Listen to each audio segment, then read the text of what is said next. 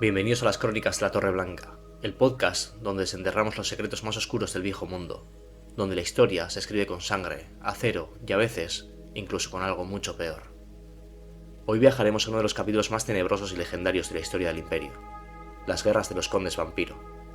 Una era marcada por la traición, la nigromancia y la lucha por el control de una tierra maldita.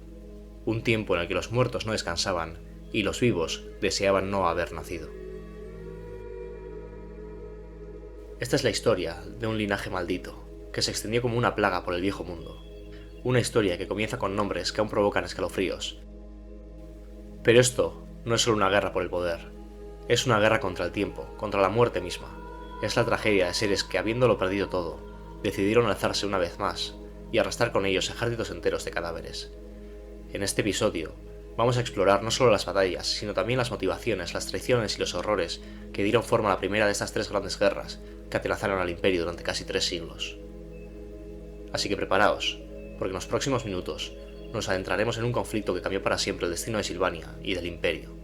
Una guerra donde los héroes eran enterrados, solo para volver a alzarse como monstruos. Esta es la crónica de la primera de las guerras de los condes vampiro.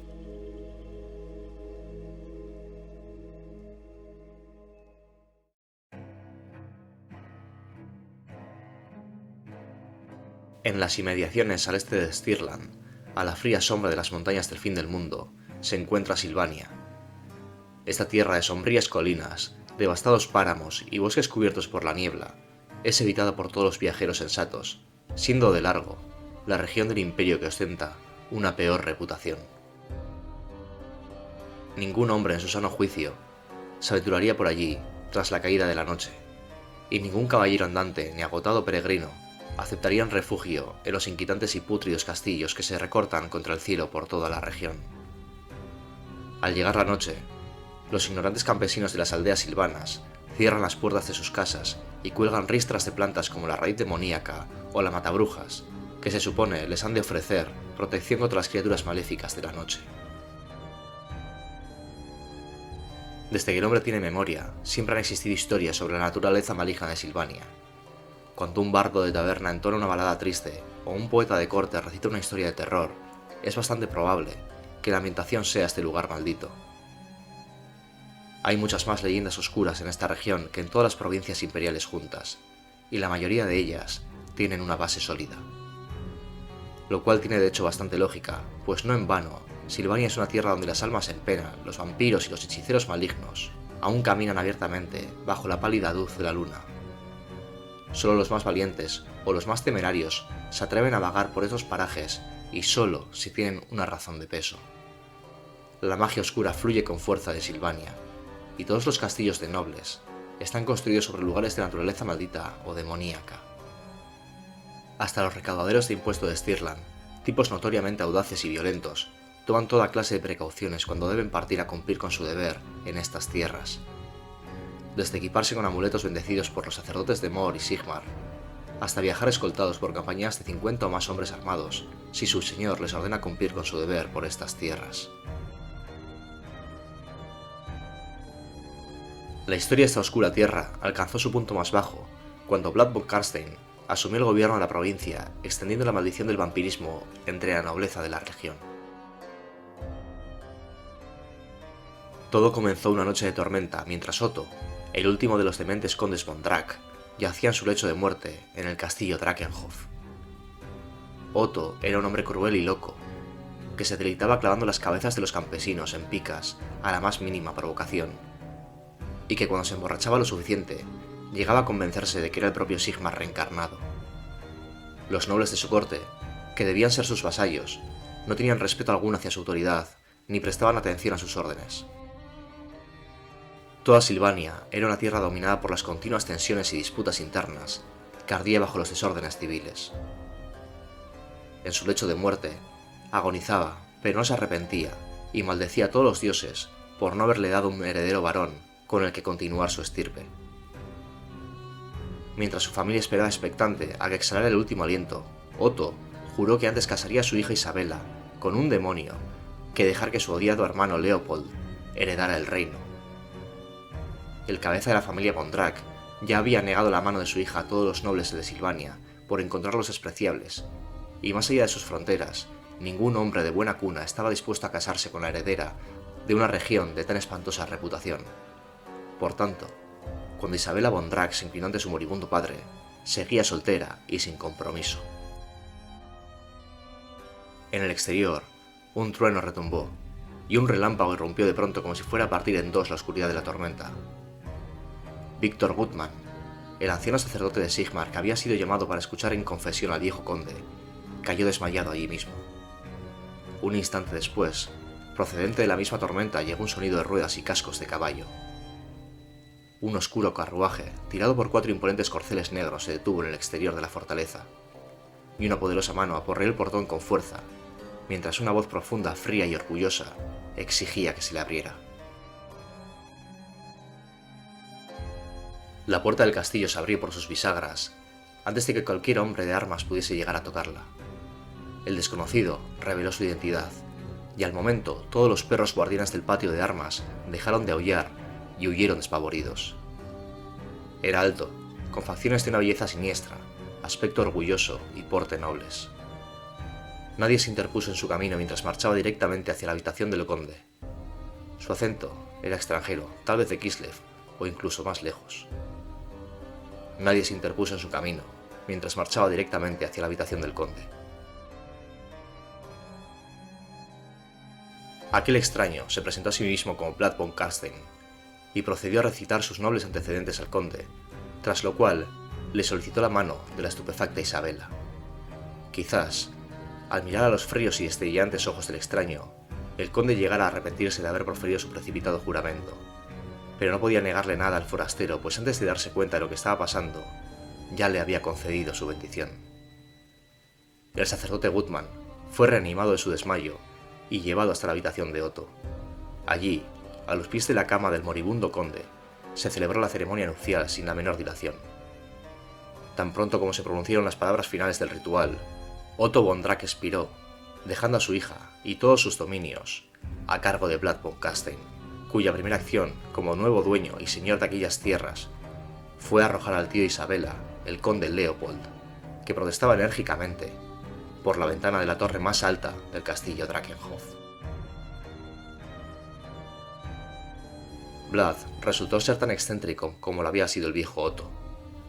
Nunca comía en presencia de sus sirvientes, nunca salía al exterior durante el día, decidió prescindir de Victor Gutmann, el sacerdote de Sigmar, y le expulsó de la ciudad. De hecho, nadie volvió a verlo jamás. En poco tiempo, muchos de los viejos sirvientes de la fortaleza fueron despedidos y reemplazados por misteriosos extranjeros de piel morena, procedentes del este. Pese a todo, el nuevo conde parecía comportarse de forma menos tiránica que el antiguo, y así, los habitantes de Silvania siguieron adelante con sus quehaceres diarios, ignorando a los extranjeros encapuchados y embozados que visitaban el castillo a menudo. Los siglos de maltratos y castigos bajo el tiránico yugo de los von Drac les habían enseñado a no cuestionarse las acciones de sus superiores. Por lo que concernía a las clases inferiores, al menos el nuevo conde no ordenaba ejecuciones sin sentido para divertirse, ni exigía el pago caprichoso de impuestos desorbitados.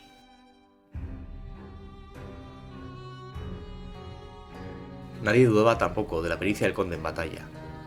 Cuando la famosa compañía de Bergholf, el carnicero, llegó cabalgando a la ciudad y demandó el pago de un tributo, Vlad hizo trizas al veterano mercenario, como si no fuera más que un mozalbete inexperto, aunque Bergholf era un famoso guerrero.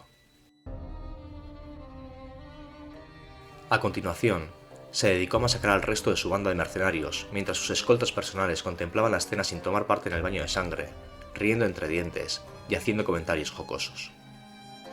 Aquello aseguró la popularidad del conde y extendió el mensaje de que dentro de su reino las leyes se cumplían y los ladrones y bandidos que se les saltaban eran perseguidos implacablemente para ser castigados sin compasión.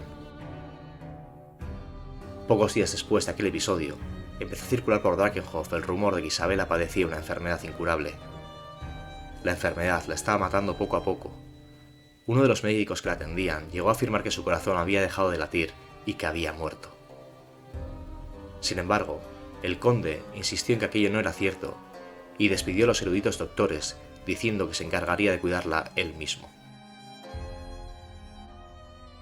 3 días más tarde, La propia Isabel apareció entre sus súbditos, asegurando que estaba totalmente recuperada, y parecía que realmente lo estaba, aunque desde aquel día siempre estaba pálida y lánguida, y nunca abandonaba sus aposentos si no era a la luz de la luna.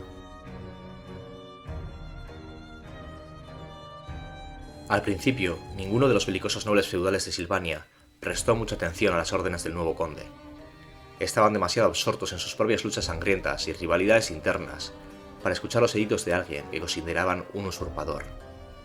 Si esta actitud molestó de algún modo a Vlad, desde luego no dio la menor señal de ello. Un granjero que hubiese heredado una manada de ganado no habría prestado más atención al funcionamiento de sus tierras. Con calma, Vlad se dedicó a reconstruir estados que habían sufrido durante siglos los efectos de la negligencia y el abandono. El conde trataba a sus arrendatarios con la misma consideración con la que una familia de campesinos trataría a una bestia a la que estuviera cebando para sacrificarla y comérsela en un banquete veraniego. Tras las décadas de gobierno por parte del perturbado Otto, aquel nuevo orden impuesto por Vlad era bienvenido por todos los habitantes, excepto por aquellos más paranoicos. Sin embargo, tras varios meses, empezaron a ocurrir sucesos oscuros. Los jóvenes muchachos y muchachas empezaron a desaparecer de las aldeas, y algunas bandas de no muertos se concentraban en los límites de los asentamientos cada vez en mayor número. Al principio eran fuerzas de pequeño tamaño, que no atacaban ninguna de las posesiones del conde, únicamente arrasaban aquellas que habían desobedecido su autoridad. Y aquellos silvanos rebeldes que escapaban de las garras de estos no muertos morían poco después víctimas de accidentes extraños. El barón Heinz Rothermeier fue devorado por los lobos. Al barón Pieter Kaplan lo encontraron muerto en sus habitaciones. Sus ojos estaban muy abiertos y su cabello completamente gris. Había muerto, fruto del terror. Incluso su mujer enloqueció y murió poco después. Al jefe de bandidos, Boris Muerdeorejas, lo encontraron colgado de un árbol. Su cuerpo no contenía ni una sola gota de sangre. Solo aquellos que habían jurado su lealtad a Vlad parecían inmunes a estas depredaciones. Así que bien pronto, todos los nobles renegados empezaron a hacer cola para jurarle fidelidad. En apenas una década, aparentemente sin aplicar la fuerza de las armas, Vlad había logrado establecer un mayor control sobre la teóricamente ingobernable Silvania que los condes electores de los más grandes estados del imperio. Hubo quien llegó a decir que el éxito de Vlad como dirigente era tal que de hecho se merecía ocupar el trono imperial. Después de todo, los von Karstein eran una familia muy antigua, cuyo linaje podía trazarse hasta la mismísima fundación del imperio.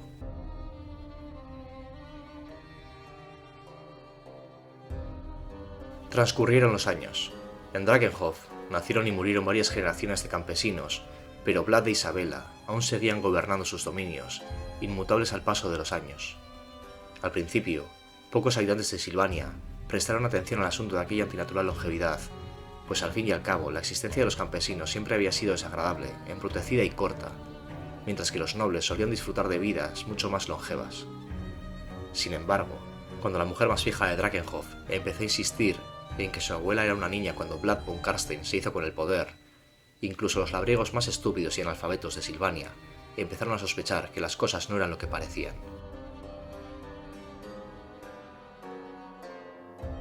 Los insistentes rumores atrajeron a Silvania gran cantidad de cazadores de brujas.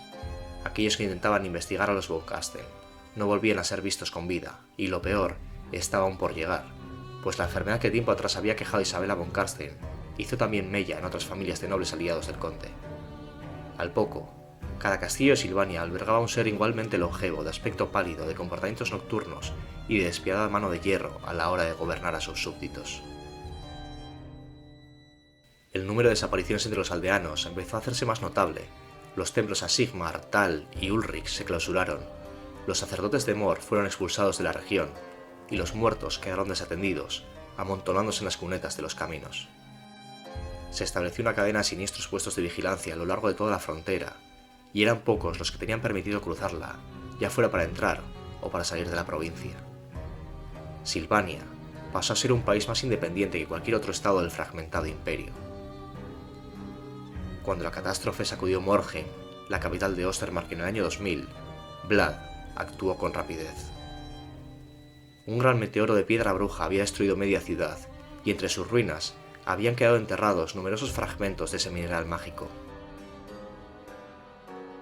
Los pretendientes al trono imperial empezaron a enviar bandas de mercenarios para saquear la nueva fuente de poder, y Vlad hizo lo propio mandando allí a sus oscuros siervos para que le trajesen tanta piedra bruja como pudiesen.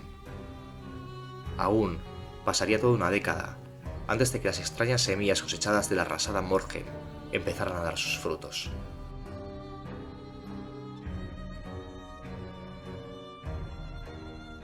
Y así, la situación continuó hasta que en la fiesta de la cosecha del año 2010, después del nacimiento de Sigmar, Vlad von Carstein reveló al mundo la horrible verdad.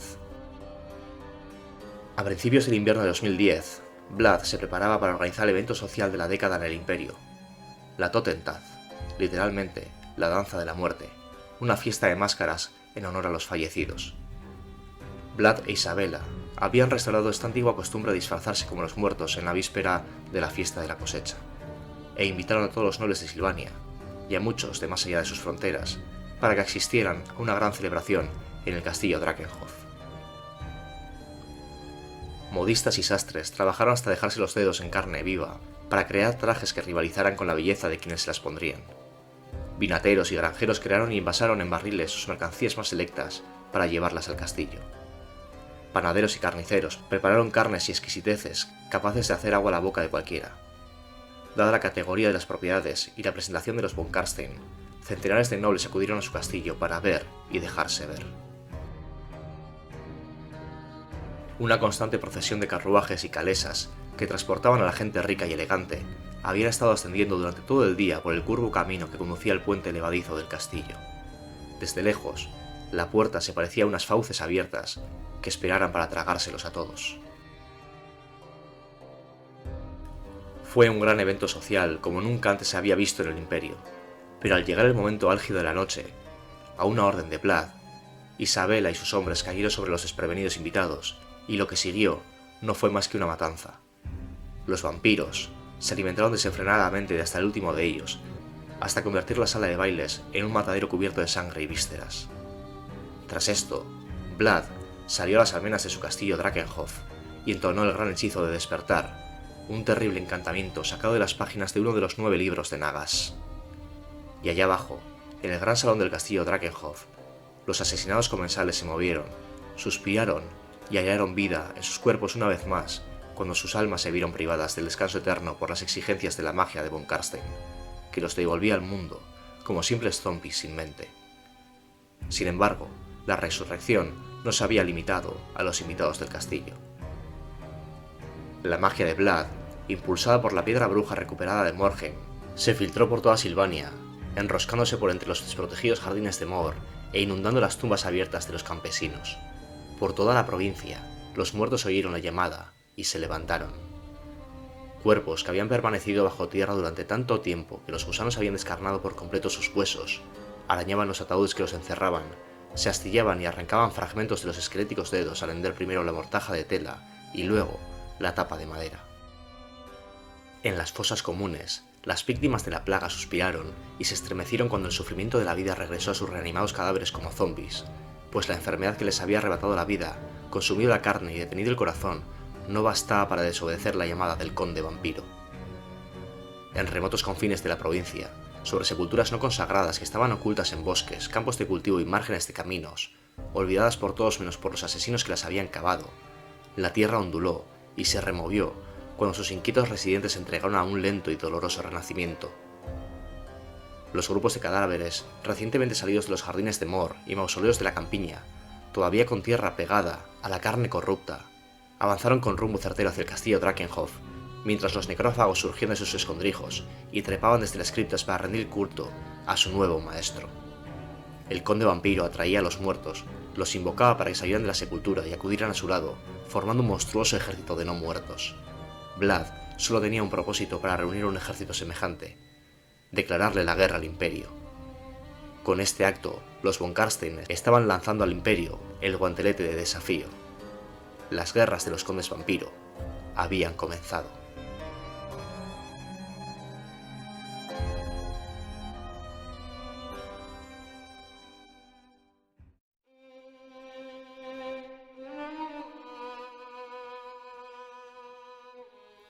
Los ejércitos de Silvania se dirigieron al noroeste, en dirección a Talabeclan, el territorio de Otilia III de la casa Untermens, una de las 3 pretendientes al trono imperial.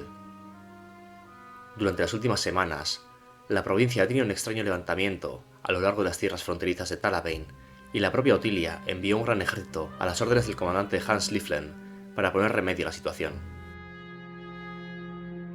Las 2 fuerzas se encontraron fuera de Essen, cerca del vado de Styr.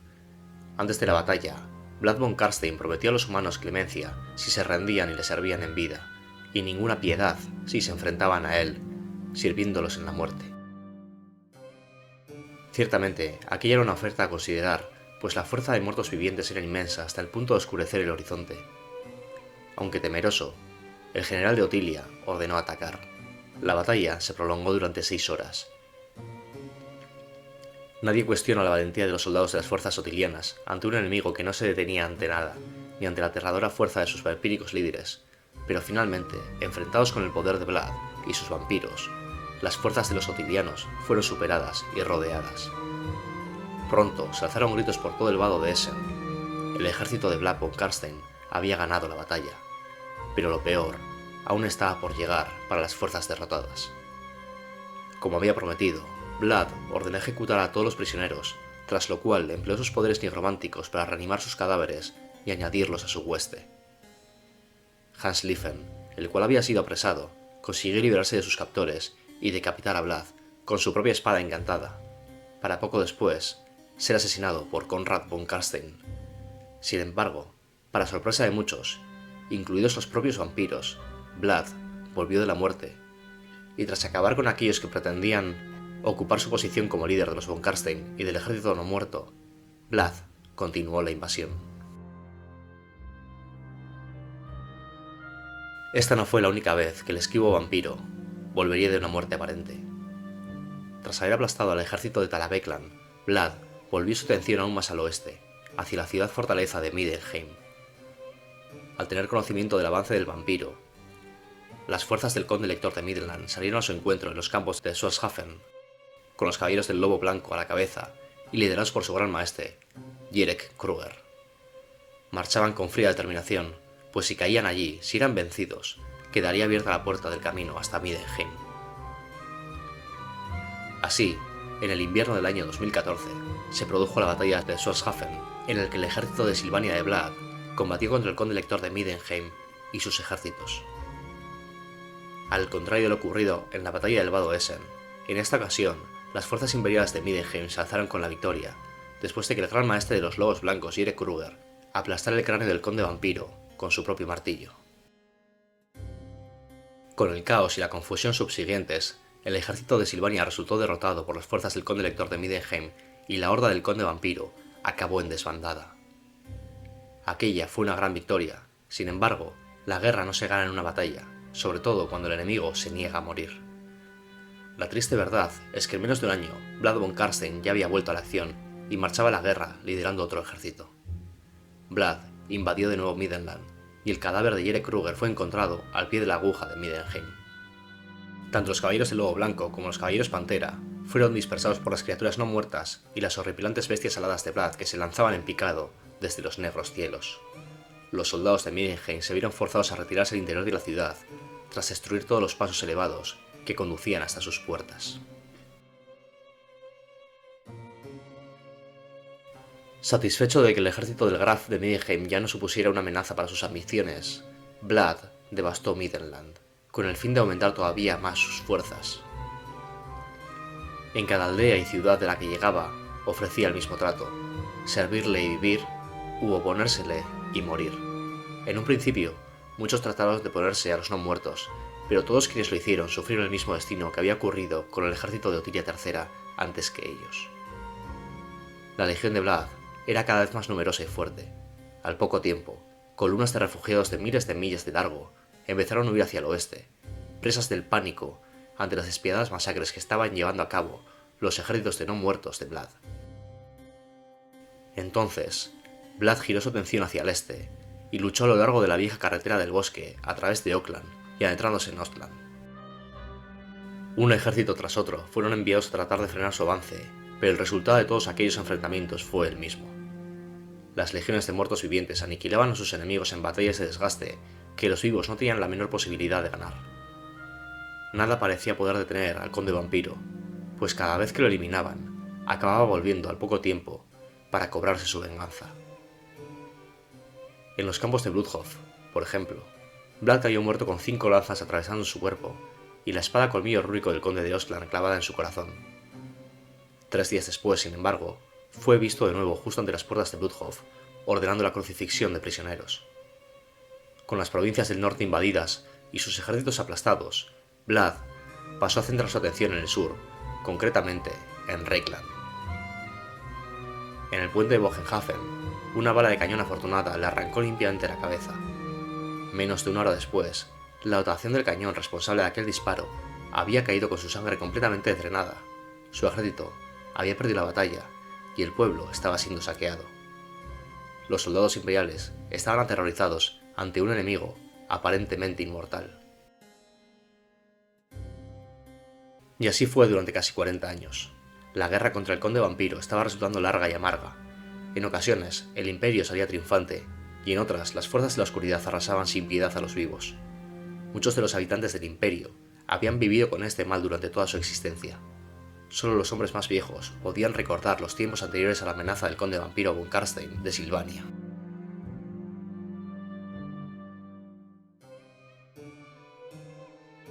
Todos habían perdido a alguien en el conflicto. No se limitaba a los campos de batalla y las trincheras.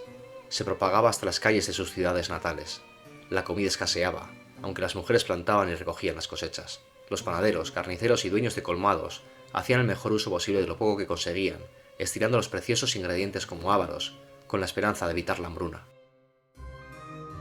La enfermedad también se extendió a lo largo y ancho de los territorios del imperio. Medraba en las espantosas condiciones en que el escorbuto se cobraba vidas a diario, cuando los almacenes de comida quedaban vacíos. El cólera y la disentería hacían el trabajo del ejército de von Karstein al matar a millares.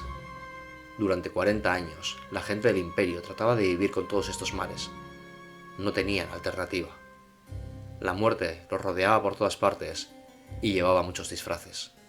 40 años de lucha, 40 años intentando aferrarse a la esperanza de que un día se verían libres de la plaga que era Vlad von Karstein, el conde vampiro de Silvania.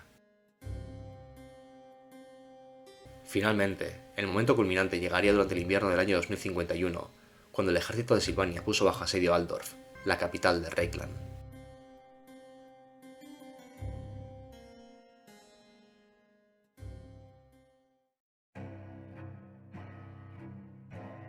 Las huestes de Vlad von Karstein habían rodeado la ciudad. Como había hecho en otras tantas ocasiones, Vlad lanzó a los defensores su ultimátum habitual: abrirle las puertas y servirle en vida, o luchar contra él y servirle en la muerte. Convencidos por el gran antagonista Willem III, los habitantes de la ciudad optaron por resistir. Por medios desconocidos, a Willem III le había sido revelado que la fuente de la inmortalidad de von Karstein era un anillo mágico que llevaba encima. Por ello, Willem mandó a Felix Mann, el más grande ladrón de su época, al campamento de Vlad a robar la joya, y milagrosamente logró colarse en el campamento silvano y sacarle a von Karstein el anillo del dedo y huir de allí. Nunca jamás se supo que fue de él ni del anillo.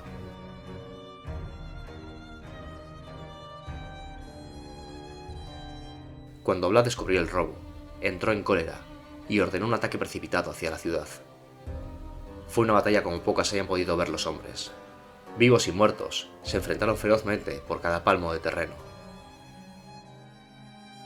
Diversos héroes imperiales, equipados con formidables armas mágicas que habían sacado de las criptas de la ciudad, abatieron a numerosos aristócratas vampiro, aunque a su vez ellos fueran también aniquilados. Y en el centro de ese vasto conflicto que estaba engullendo a toda la ciudad, el gran teogonista se enfrentó en combate personal a Vlad. Y cuando parecía que el vampiro estaba a punto de vencer, Willem III se abalanzó sobre él, cayendo en las almenas y terminando empalado ambos en las estacas que había abajo. Sin su anillo, esta vez, Vlad murió para no volver jamás. Con el conde Vlad destruido y sus ejércitos desmoronándose, los silvanos se vieron forzados a levantar el asedio y retirarse. Tan enormes eran las pérdidas de los hombres de Altdorf, que aun con el propio Vlad muerto y más de la mitad de los malditos vampiros destruidos, el resto había podido huir sin que los persiguieran. Lo que sí hicieron fue arrasar el campamento de Vlad y liberar a los prisioneros supervivientes, encontrándose las copias de los 9 libros de Nagash y el Liber Mortis que habían pertenecido a von Karstein. Fueron rápidamente guardados bajo llave en el interior del gran templo de Sigmar.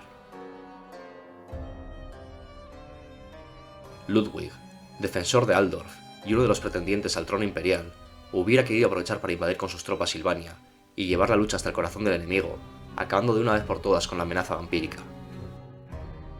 Sin embargo, los demás pretendientes al trono se lo impidieron, uniéndose contra él, pues temían que Ludwig utilizara su nueva popularidad como vencedor del asedio de Altdorf para asegurarse su coronación como emperador.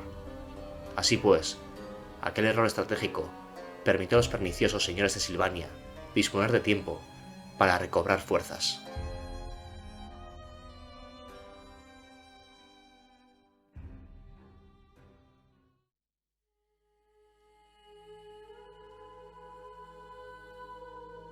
Aunque, como hemos visto, la primera guerra de los condes vampiro llevó al imperio al borde de la destrucción, fue tan solo el preludio de una amenaza que apenas empezaba a asomar sus colmillos en el viejo mundo. Vlad von Karstein demostró con crueldad e inteligencia que la muerte no es necesariamente el final, sino para algunos el comienzo de un reinado oscuro. Con su manto de nobleza corrupta, su ambición sin límites y un ejército que no conoce el descanso, convirtió a Silvania en un reino dentro del imperio, uno que no figura en los mapas, pero sí en las pesadillas de los vivos. Los hombres de fe, los emperadores, los señores de la guerra y hasta los cazadores de brujas supieron desde entonces que ya no luchaban solo contra hombres ambiciosos o demonios sedientos del alma, sino contra enemigos que no podían morir de forma convencional, que se levantaban una y otra vez, cada vez más fuertes, cada vez más osados. Pero esta fue solo la primera chispa, un estallido en la oscuridad que aún no alcanzaba su verdadero apogeo. La historia de los condes vampiro no se detiene con Vlad, no. Él fue tan solo el primero de una línea maldita. Lo que está por venir en las siguientes décadas pondrá a prueba no solo las espadas y los martillos del imperio, sino la voluntad misma de sus habitantes. En el próximo episodio, entraremos de lleno en el legado de Vlad. Hablaremos de su caída, de la lucha intestina entre sus herederos y de cómo el trono carmesí de Silvania se convirtió en el epicentro de un conflicto que amenazó con envolver a todo el imperio en una marea de sangre y huesos. Veremos surgir nuevas figuras, crueles, retorcidas y en ocasiones trágicas. Porque no todos los vampiros son iguales, y algunos, aunque monstruosos, buscan algo más que poder. Algunos incluso creen que pueden redimirse. Así que te invito a seguir conmigo esta crónica oscura y fascinante, y si te ha gustado este episodio, no olvides compartirlo, dejar una valoración o un comentario. Nos vemos en la siguiente crónica.